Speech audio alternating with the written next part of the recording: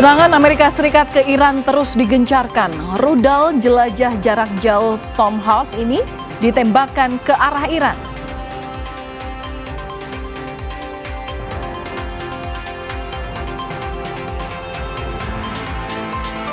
Usulan Prabowo yang ingin jadi mediator perdamaian sudah diterima Iran, namun Iran tetap ingin lanjutkan perang.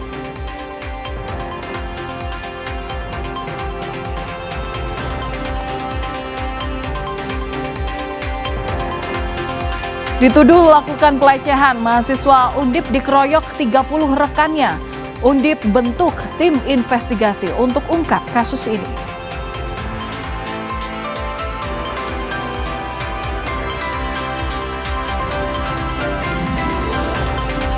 Terdakwa ABK Fandi Ramadan divonis 5 tahun penjara oleh Majelis Hakim Pengadilan Negeri Batam. Vonis lebih ringan dari tuntutan jaksa hukuman mati.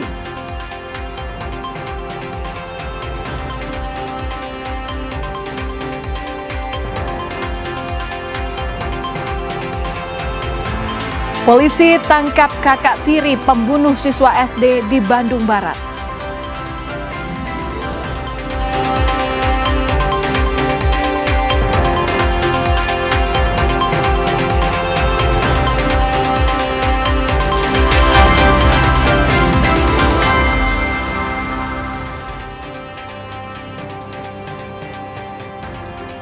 Halo saudara, selamat malam. Apa kabar Anda hari ini? Kompas Malam edisi hari ini kembali hadir untuk Anda. Saya Valentina Sitorus dan inilah Kompas Malam selengkapnya.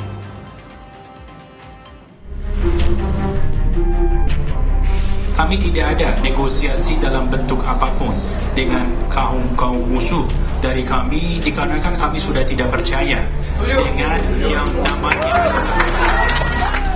dikarenakan kami telah 3 kali melakukan negosiasi dan hasilnya adalah di tengah atau di ujung dari negosiasi negara kami telah diserang.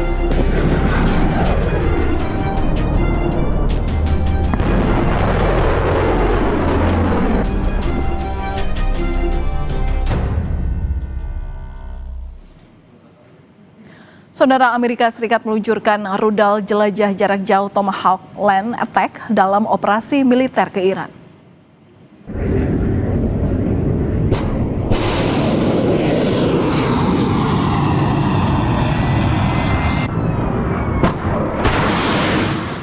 Video Komando Pusat Amerika Serikat menunjukkan rudal Tomahawk Land Attack ini diluncurkan dari kapal perusak rudal USS Bainbridge pada Selasa waktu setempat.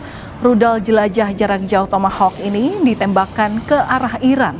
Serangan ini sebagai bagian dari operasi militer Amerika Serikat Israel di Iran.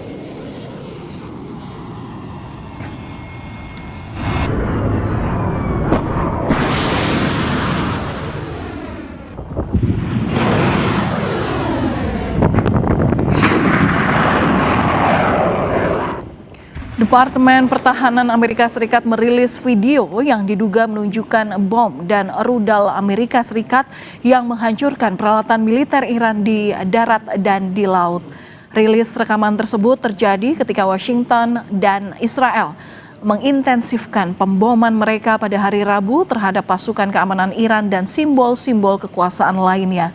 Saat perang kembali meluas, Tehran bersumpah untuk menghancurkan sepenuhnya infrastruktur militer dan ekonomi Timur Tengah.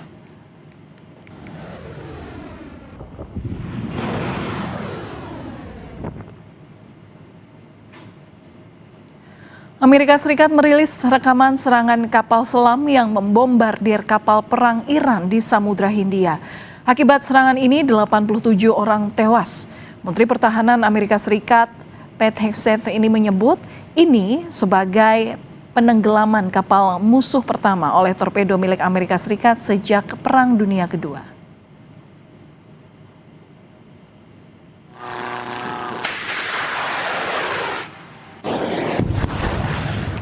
Garda Revolusi Islam Iran meluncurkan rudal dan juga drone yang disebut sebagai bagian dari gelombang ke-18 operasi militer True Promise 4. Garda Revolusi telah memulai peluncuran gelombang ke-18 Operasi Janji Sejati 4 terhadap entitas Zionis pada Rabu malam.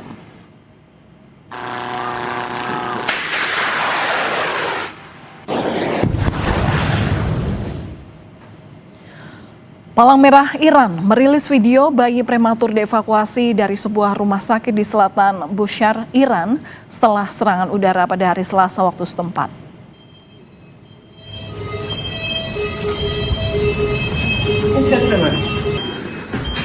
Akibat serangan ke rumah sakit, beberapa bayi dibawa ke ambulans untuk dipindahkan ke rumah sakit lainnya.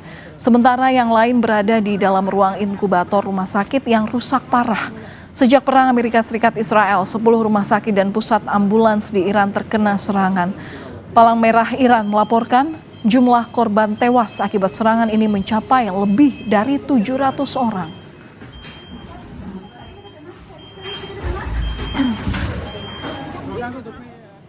Sementara di Lebanon, Israel menyerang sejumlah kendaraan yang melintas di jalan raya Bandara Beirut.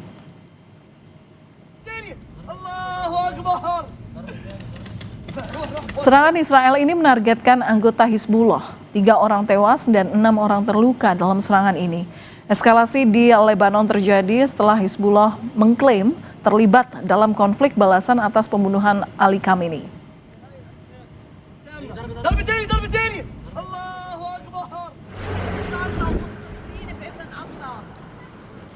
Meningkatnya serangan Israel di Lebanon membuat warga di Lebanon Selatan berbondong-bondong meninggalkan kota. Di kota Sidan, mobil-mobil terlihat mengantri sambil membawa barang berharga. Pergerakan warga ini buntut setelah Israel mengeluarkan perintah evakuasi bagi penduduk di Lebanon Selatan.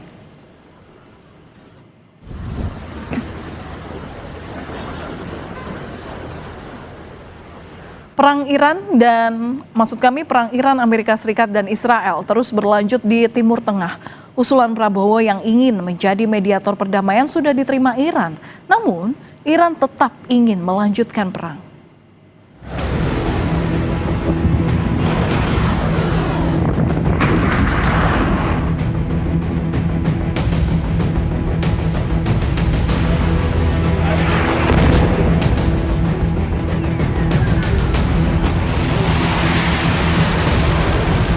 Perang di Timur Tengah terus berkecamuk.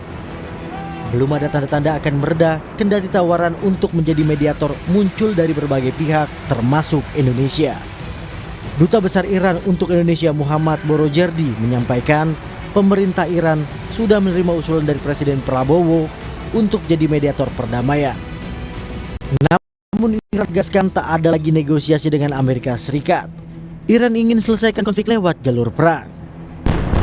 و در خصوص پیشنهاد میانجیگری رئیس جمهور محترم اندونزی این پیشنهاد مطرح شد و پاسخ ما اینه که ما هیچ مذاکره‌ای رو از آمریکا قبول نخواهیم کرد، به اونها اعتماد نداریم. ما 3 بار با اونها مذاکره کردیم، به هر 3 بار در پایان مذاکرات یا در وسط مذاکرات به ما حمله کردند و ما تکلیف آمریکای جنایتکار و صهیونیست رو در میدان جنگ تعیین میکنیم. Menanggapi rencana Presiden Prabowo yang ingin menjadi mediator konflik Amerika Serikat dan Iran, Wakil Presiden Indonesia ke-10 dan 12 Yusuf Kala mengatakan persoalan Amerika Serikat dan Iran kompleks. JK juga bilang agak sulit bagi Indonesia untuk mendamaikan karena posisi Indonesia tidak setara. Ya, niat rencana itu baik saja, tapi ini situasi yang jauh lebih besar masalahnya. Ya, Palestina dengan Israel dengan Palestina aja tidak bisa sulit didamaikan. Karena dunia ini sangat ditentukan oleh sifat dan Amerika. Sayangnya Indonesia telah mengadakan perjanjian yang tidak seimbang, yang sangat merugikan Indonesia. Itu saja kita tidak setara Amerika. Bagaimana mendamaikan orang yang tidak setara dalam keadaan ini, dalam hal perundingan seperti ini. Sementara itu, pakar hubungan internasional Universitas Parahyangan, Kisino Bawono menilai bergabungnya Indonesia dengan Board of Peace diduga memunculkan stigma bagi Iran jika Indonesia sudah tidak netral dan pro Amerika Serikat. Bagaimana Indonesia seharusnya bersikap? Maka saya jawabannya adalah Indonesia harus sadar diri bahwa posisi Indonesia, postur Indonesia di level internasional itu bukanlah sebagai negara yang paling influensial, yang paling didengarkan oleh negara-negara lain. Apalagi kemudian kalau kita melihat bahwa Indonesia barusan ikut di Board of Peace gitu ya, sebagai mediator kita harus dipercaya oleh dua pihak. Masalahnya Iran kemudian bisa saja melihat bahwa Indonesia ketika masuk Board of Peace, Indonesia ada di camp atau di kelompok yang sejalan dengan pemikiran Amerika Serikat dan Israel. Jadi netralitas Indonesia kemudian dipertanyakan. Kini Indonesia harus bersiap karena baik Amerika Serikat dan juga Iran sepakat untuk melanjutkan perang di Timur Tengah. Segala kemungkinan harus diantisipasi, terlebih yang berdampak langsung pada ekonomi Indonesia. Tim Liputan Kompas TV.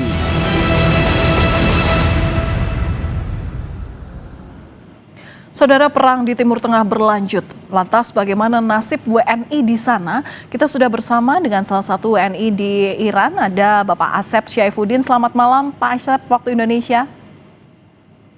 Selamat malam Bu Palen, ya, selamat sore waktu Teheran, waktu Ankara. Iya Pak Asep, kami tentu turut berdoa masyarakat Indonesia untuk keamanan Anda dan keluarga di sana. Tapi untuk saat ini Pak, seperti apa kondisi Anda dan keluarga?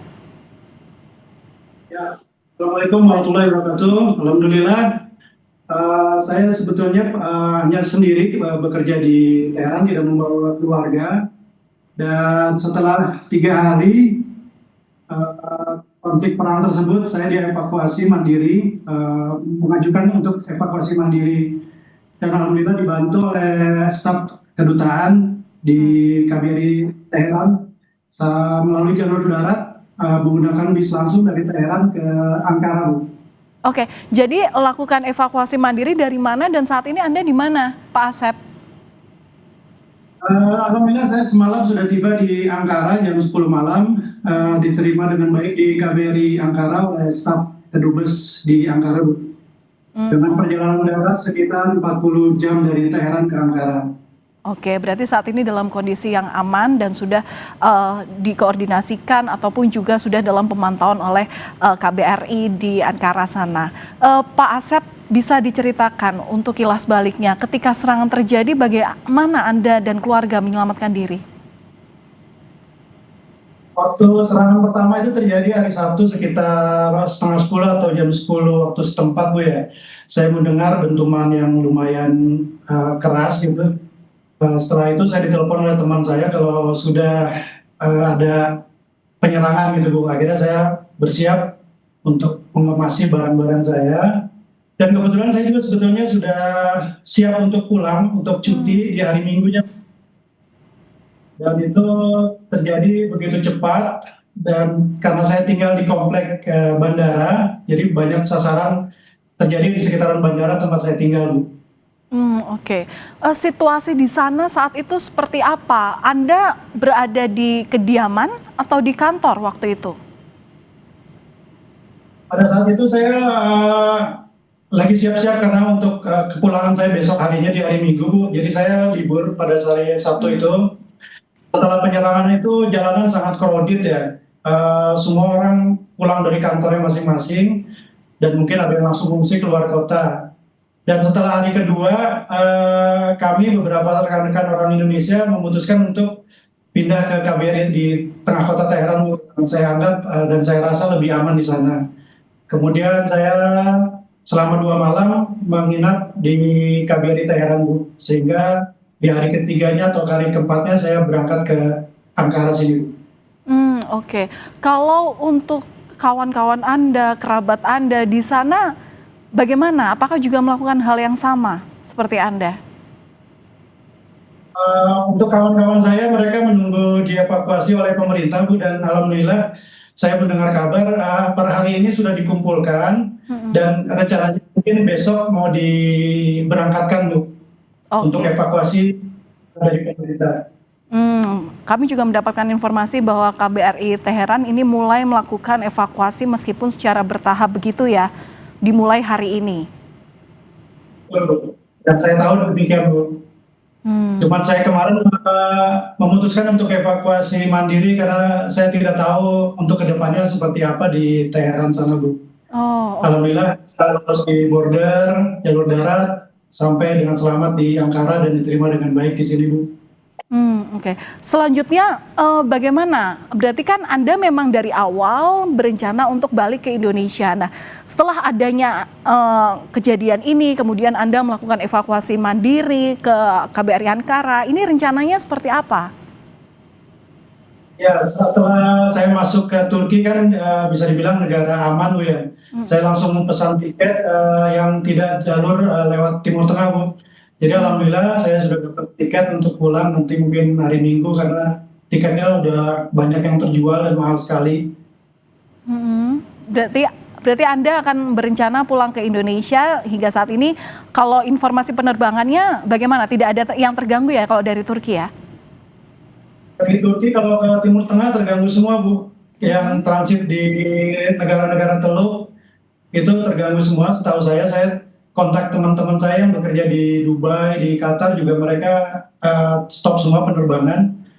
Nah, saya juga nanti penerbangan saya tidak lewat Timur Tengah, tapi saya ke utara dulu, ke Paris rencananya untuk menghindari terbatalkannya lagi penerbangan saya. Oke, kalau sampai saat ini arahan dari KBRI seperti apa? KBRI di Tehran? Dari awal KBRI Teheran memang sudah memberi kabar ke kita untuk menghindari tempat-tempat yang kemungkinan menjadi sasaran, Bu, seperti tempat-tempat militer seperti itu, Bu. Dan mereka juga menyarankan kalau merasa tidak aman di tempat kediamannya silakan datang ke KBRI, akan disediakan akomodasi oleh pihak KBRI Teheran, Bu. Dan alhamdulillah saya diterima dengan baik. Baik, terima kasih sudah berbagi informasi bersama kami di Kompas Malam, Kompas TV di Indonesia. Mas Asep Syaifuddin, doa kami selalu untuk Anda, salam sehat selalu. Terima kasih, Bu Valen. Saudara, kami akan kembali usai jeda. Informasi mengenai dituduh karena melakukan pelecehan, mahasiswa Undip dikeroyok 30 rekannya. Undip bentuk tim investigasi untuk mengungkap kasus ini.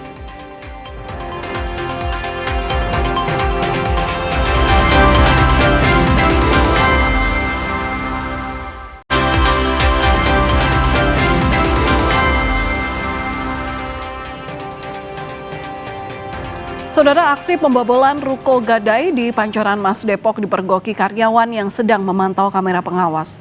Pelaku kabur setelah menjebol atap ruko. Oh, CCTV dicabut nih. Salah seorang karyawan yang mengetahui aksi pembobolan langsung melapor ke Kepolisian Metro Kota Depok. Dengan bersenjata lengkap, polisi langsung melakukan pengecekan di seluruh ruangan Ruko Gadai. Namun usai aksinya dipergoki, pelaku kabur dengan cara menjebol atap di salah satu ruangan. Kasus ini tengah ditangani Satreskrim Polres Metro Depok. Ada polisi tuh, nyatanya tuh karyawannya baru datang.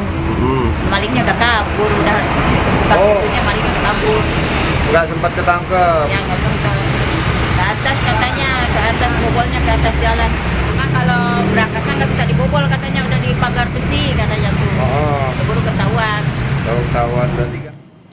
Seorang mahasiswa Universitas Diponegoro dikeroyok oleh 30 rekannya sesama mahasiswa usai dituduh melakukan pelecehan.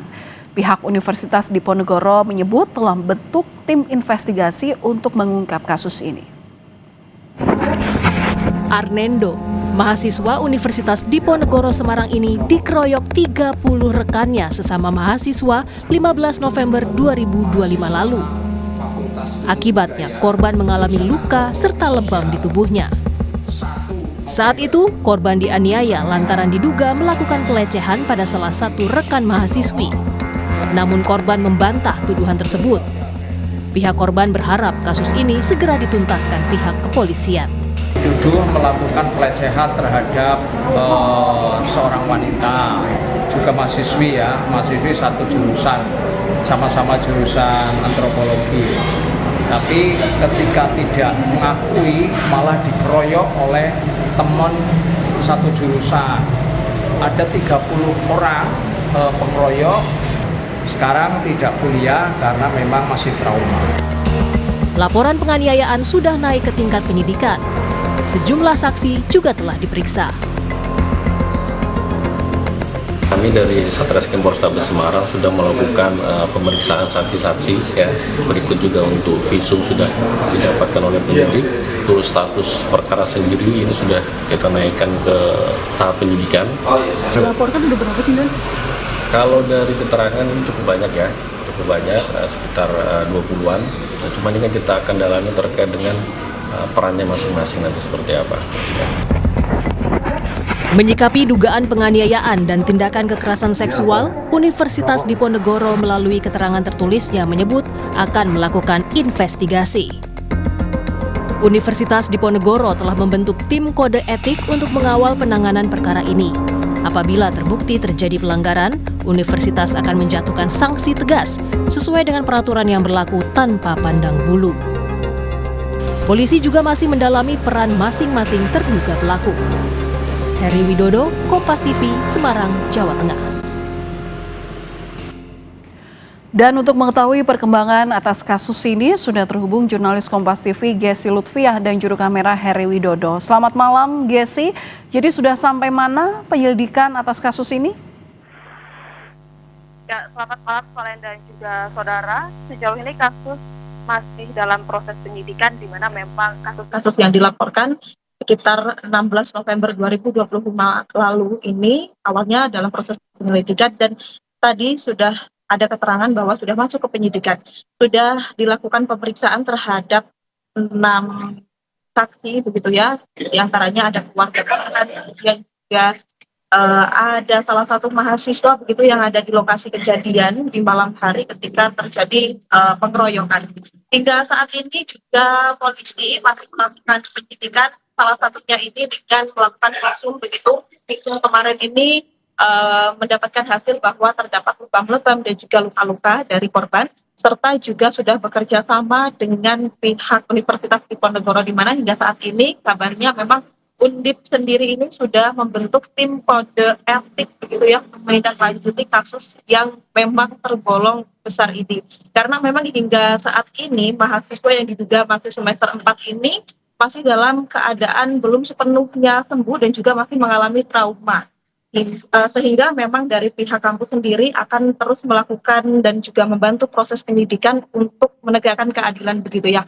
Kalau dari sisi keluarga sendiri, Valen, keluarga juga meminta agar pihak kepolisian ini segera melakukan penyidikan dan agar kasus ini bisa segera digelar dan juga selesai begitu ya, karena memang kasus ini juga tergolong cukup lama begitu, dari November tahun lalu hingga Maret ini mencuat kembali karena beberapa video juga yang beredar begitu ya di media sosial tentang kondisi dari korban sendiri. Jika boleh sedikit saya singgung, Valen dan juga saudara, memang kasus ini awalnya ini si korban ini diduga melakukan pelecehan begitu terhadap salah satu mahasiswi di Universitas Diponegoro. Namun pada malam terjadinya pengeroyokan ini, si korban memang tidak merasa begitu ya melakukan pelecehan, sehingga para pelaku yang diduga ini jumlahnya hampir 30 orang ini melakukan pengeroyokan dari malam hari hingga menjelang subuh. Dan kasus ini tentunya masih dalam proses penyelidikan hingga saat ini. Dan salah satu kendalanya ini, Valen, yang kami peroleh informasinya adalah pada saat pelaporan ini nama-nama pelaku bukan nama aslinya atau nama panggilan, Valen. Baik, terima kasih atas laporan Anda, jurnalis Kompas TV, Gesi Lutfiah dan juga juru kamera Heri Widodo dari Semarang, Jawa Tengah. Saudara, kita ke informasi lainnya. Seorang bocah yang merupakan murid dari sekolah dasar di Bandung Barat, Jawa Barat, ditemukan tewas di tempat tidurnya. Pelaku ternyata adalah kakak tiri korban.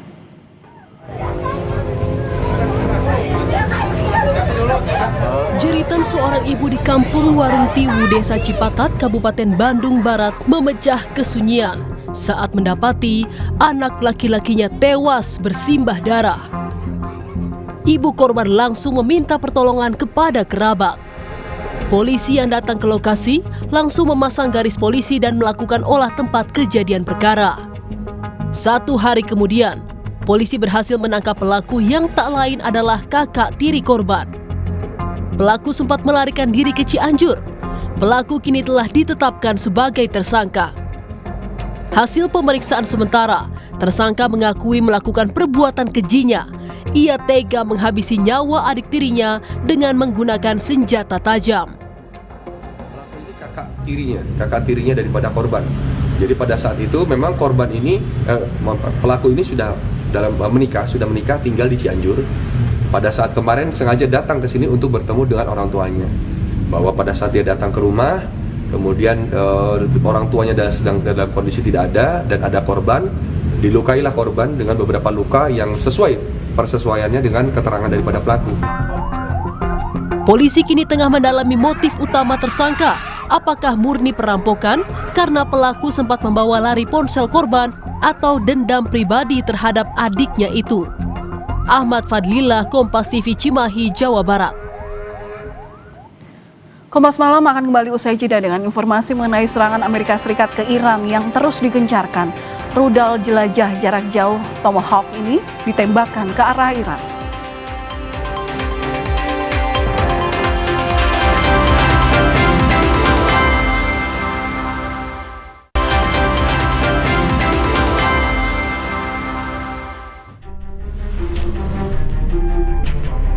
Kami tidak ada negosiasi dalam bentuk apapun dengan kaum musuh dari kami dikarenakan kami sudah tidak percaya dengan yang namanya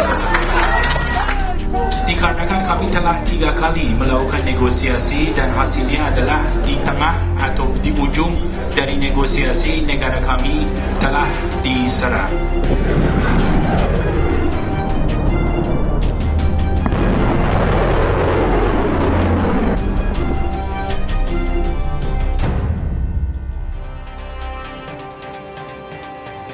Saudara, Amerika Serikat meluncurkan rudal jelajah jarak jauh Tomahawk Land Attack dalam operasi militer ke Iran.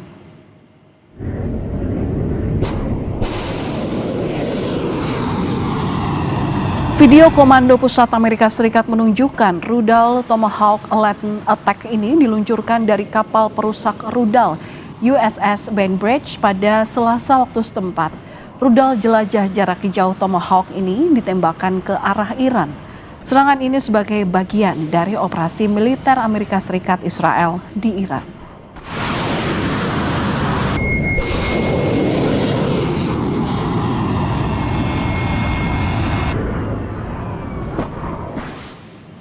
Menteri Perlindungan Pekerja Migran Indonesia atau P2MI Muhtarudin memastikan kondisi pekerja migran Indonesia di Iran dalam keadaan aman. Menteri P2MI Muhtarudin belum menerima permintaan evakuasi dari Kedutaan Besar Republik Indonesia di Teheran.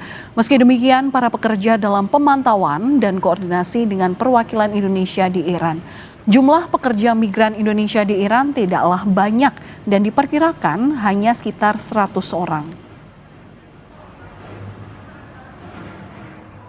Sampai hari ini belum ada baik dari daripada pemerintah daerah Timur Tengah, ya, negara-negara Timur Tengah, maupun dari perwakilan kita di KBRI untuk melakukan tindakan evakuasi. Berarti semuanya masih dalam under control, gitu ya. Yang kedua, belum ada laporan juga dari pekerja migran kita yang terdampak. Ya, secara mungkin harus dievakuasi dan lain-lain. Ada beberapa pekerja migran yang di Kuwait, ya, itu yang bukan dampak fisik tetapi psikologis.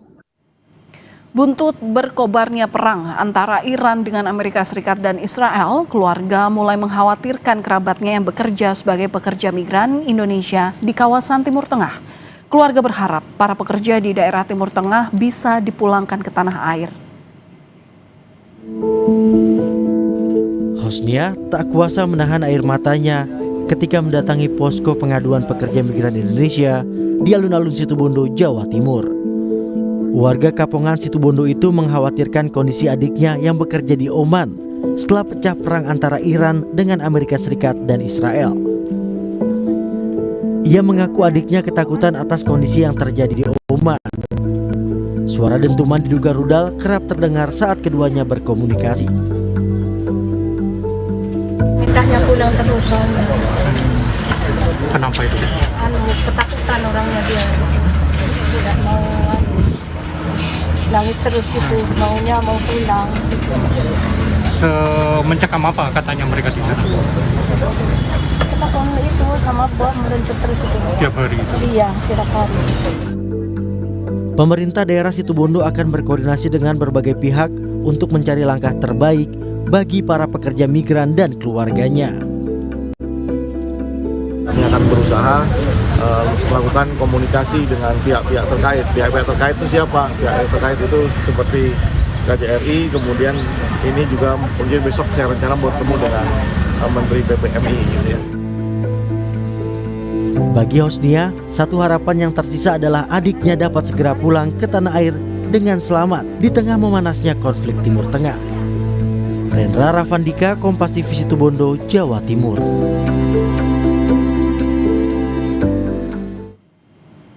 Informasi usai jeda, terdakwa anak buah kapal Fandi Ramadan divonis 5 tahun penjara oleh Majelis Hakim Pengadilan Negeri Batam. Vonis lebih ringan dari tuntutan jaksa, yakni hukuman mati.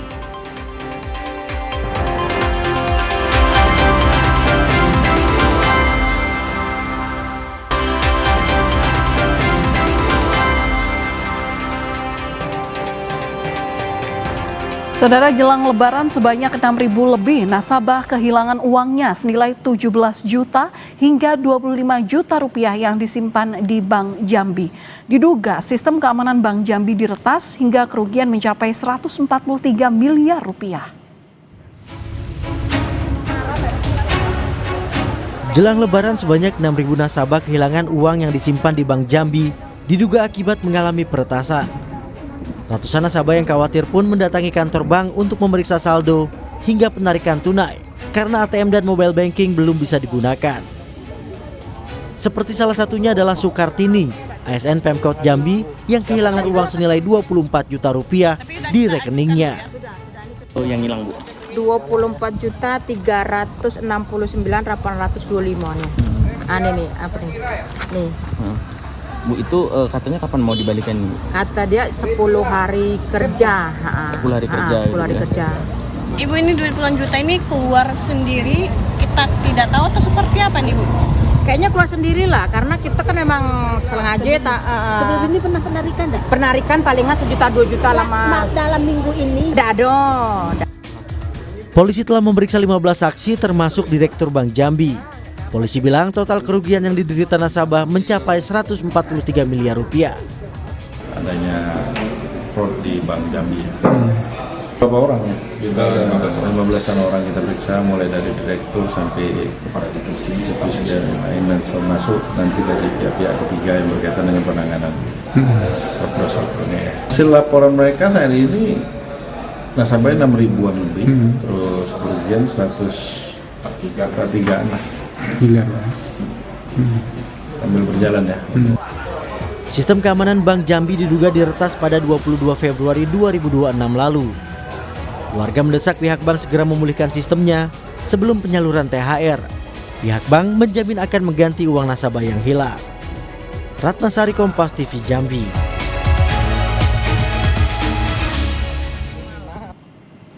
Majelis Hakim menjatuhkan vonis 5 tahun penjara kepada anak buah kapal terdakwa kasus penyelundupan sabu Fandi Ramadan.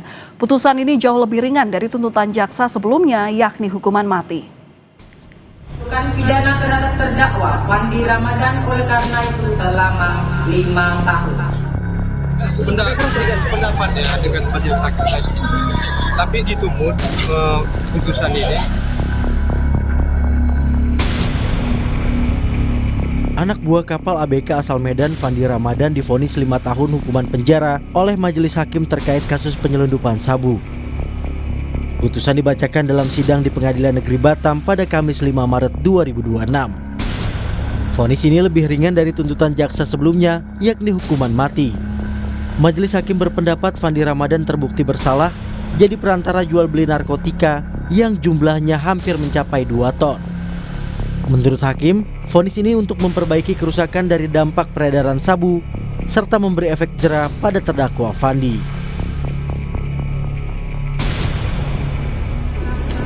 menyatakan terdakwa Fandi Ramadan telah terbukti secara sah dan meyakinkan bersalah melakukan tindak pidana permufakatan jahat tanpa hak atau melawan hukum, menjadi perantara dalam jual beli narkotika golongan 1 bukan tanaman yang beratnya lebih dari 5 gram sebagaimana dalam dakwaan primer penuntut umum. 2. Dijatuhkan pidana terhadap terdakwa Fandi Ramadan oleh karena itu selama 5 tahun.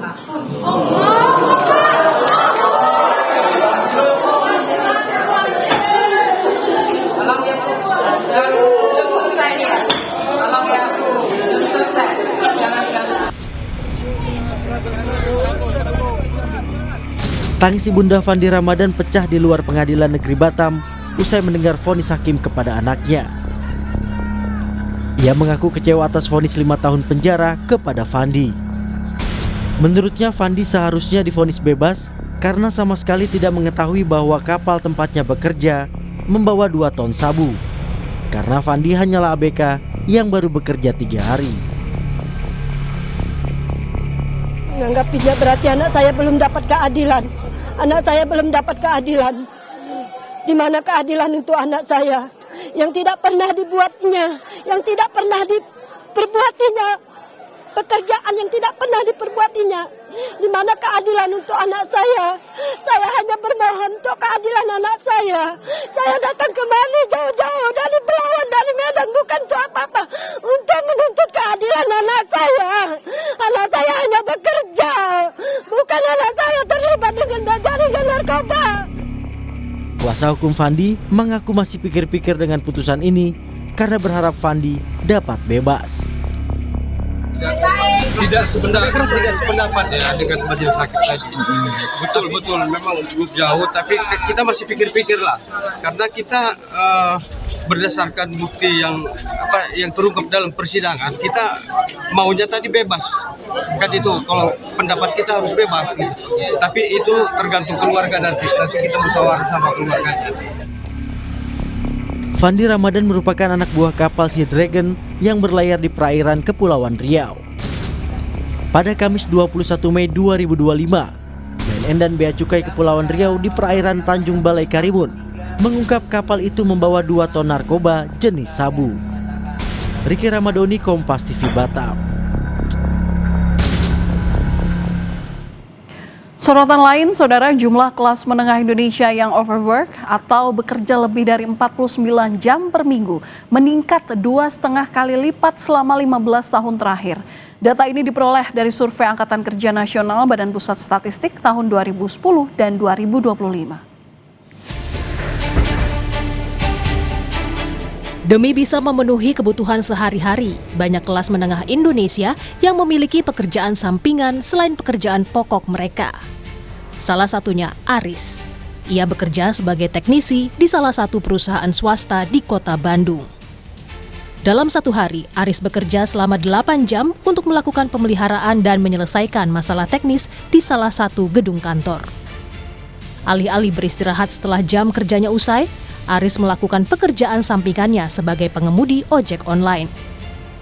Hal ini dilakukan Aris selama 5 tahun terakhir supaya dapat penghasilan tambahan karena kebutuhan hidup terus naik tiap tahun yang tak sebanding dengan kenaikan gaji. Sudah 5 tahun saya melakukan side job. Side jobnya ojek online. Ojek online. Kenapa milih ojek online, Kang? Yang paling gampang dan paling simple. Bagi kami kelas pekerja hanya mengandalkan satu mata pencaharian nggak akan cukup untuk memenuhi kebutuhan. Menurut saya pribadi sih nggak terlalu signifikan dan tidak akan pernah cukup. Ya karena kebutuhannya semakin banyak dan harga pun juga ikut naik ketika gaji naik. Yang dilakukan Aris sejalan dengan hasil survei Angkatan Kerja Nasional Badan Pusat Statistik tahun 2010 dan 2025. Jumlah kelas menengah Indonesia yang overwork atau bekerja lebih dari 49 jam per minggu meningkat 2,5 kali lipat selama 15 tahun terakhir. Pekerja calon kelas menengah dan pekerja kelas menengah diketahui bekerja lebih dari batas waktu 40 jam seminggu yang ditetapkan pemerintah dalam Undang-Undang Cipta Kerja Nomor 6 Tahun 2023. Kedua kelas pekerja itu melakukan pekerjaan sampingan, sehingga waktu bekerjanya semakin melebihi batas normal. Menteri Koordinator Bidang Pemberdayaan Masyarakat Muhaimin Iskandar menyebut, ketidakpastian pasar kerja serta meningkatnya biaya pendidikan dan kesehatan tidak berbanding lurus dengan pemasukan kaum kelas menengah. Di agenda peran pemerintah daerah dalam optimalisasi pelaksanaan pengentasan kemiskinan dan penghapusan kemiskinan ekstrim di kantor Kemenko PM Rabu 4 Maret, Muhaimin mengatakan, kebijakan kemiskinan tidak cukup hanya berfokus membantu yang miskin, tetapi kita harus terus bergerak mencegah kelompok rentan dan kelas menengah supaya tidak turun kelas. Padahal, pertumbuhan ekonomi di Indonesia sangat dipengaruhi konsumsi kelas menengah yang selama ini menjadi motor utama stabilitas ekonomi. Wakil Direktur Indef, Eko Listianto menyatakan, munculnya fenomena side job atau pekerjaan sampingan menjadi indikasi kelas menengah sedang mengalami penurunan kesejahteraan. Bahkan, dengan pertumbuhan ekonomi yang masih berada di kisaran 5%, terdapat risiko kelas menengah terus menyusut dan turun ke kelas ekonomi di bawahnya. Bisa menjadi indikasi bahwa kalau kita lihat ya sudah ada side job tapi ekonomi kita hanya 5%-an. Artinya pekerjaan yang dilakukan itu sebetulnya lebih kepada hanya sekedar menjadi pengganti ya dari penurunan kesejahteraan mereka begitu. Nah ini ya lama-kelamaan memang kelas menengah bisa turun dan memang faktanya pada situasi hari ini kelas menengah kita memang sedang turun begitu. Meski begitu, pemerintah optimistis dan yakin kemiskinan nasional turun hingga angka maksimal 5% pada tahun 2029. Tim Liputan, Kompas TV.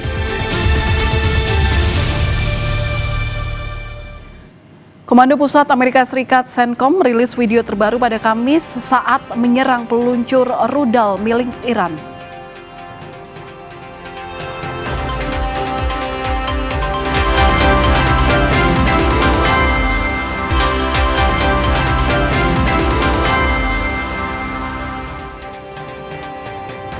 Komando Pusat Amerika Serikat CENTCOM merilis video terbaru pada hari Kamis waktu setempat saat menyerang peluncur rudal milik Iran. Dalam rilis tertulisnya, CENTCOM mengklaim terus berupaya menghancurkan peluncur rudal milik Iran yang dinilai menjadi ancaman. Selain militer Amerika Serikat, sebelumnya militer Israel juga mengklaim telah menghancurkan 300 peluncur rudal Iran.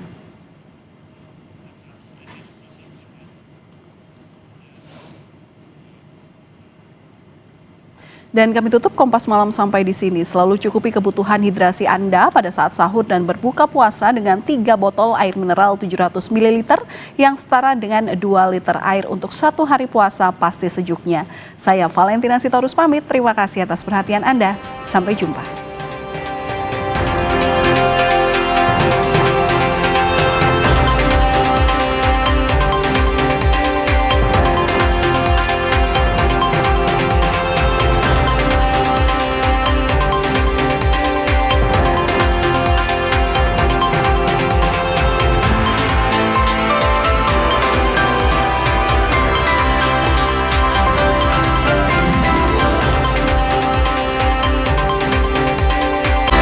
Terima kasih Anda telah menyaksikan